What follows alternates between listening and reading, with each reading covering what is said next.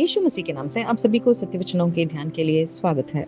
इस संसार में अंधकार भरा है और अंधकार में जीने वाले सभी लोग यानी सब लोग पाप में हैं और पापी लोग उजाले के सामने नहीं आना चाहते हैं। यह कोई सूर्य का उजाला नहीं परंतु यीशु मसीह ही हमारे जीवन का उजाला है और उसी उजाले को, उसी ज्योति को हम पाए, इसीलिए परमेश्वर ने अपने इकलौते पुत्र को हम सभी के लिए इस संसार में भेजा और उसके प्रेम को हम सभी पाए और इस उद्धार को पाकर उससे कोई भी विश्वास रखता है वही उद्धार पाता है और इस अनंत जीवन को पा सकता है।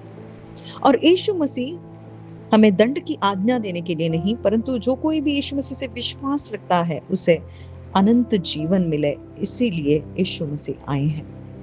इस अंधकार को दूर करने के लिए यीशु मसीह आए हैं। पाप से भरे हुए इस अंधकार को हम सभी के जीवन में आक्रमित किए इस जीवन को निकालने के लिए यीशु मसीह इस संसार में आए हैं। ऐसे परमेश्वर ने अपने प्रेम को प्रकट किया है यीशु मसीह के द्वारा।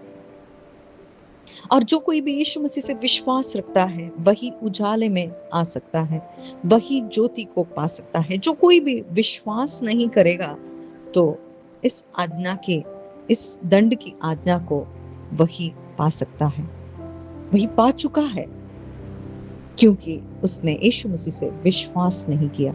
यीशु मसीह इस संसार में हमारे पापों के लिए आए हैं परंतु दूसरी बार वे लौटेंगे।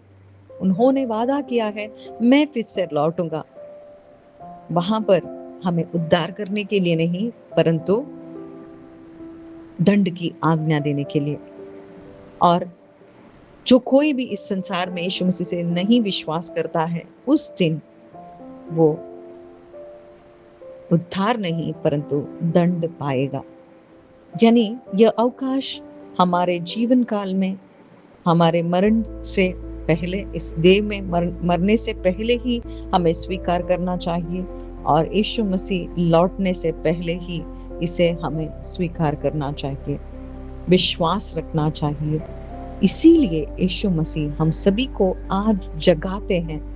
हमें फिर से वो कहते हैं कि यीशु मसीह से विश्वास रखो, तभी तुम छुटकारा पाओगे, तभी तुम इस नए जीवन को पा सकोगे और तुम्हारा जीवन स्वर्गीय होगा।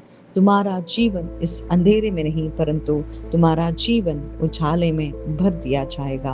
आमीन।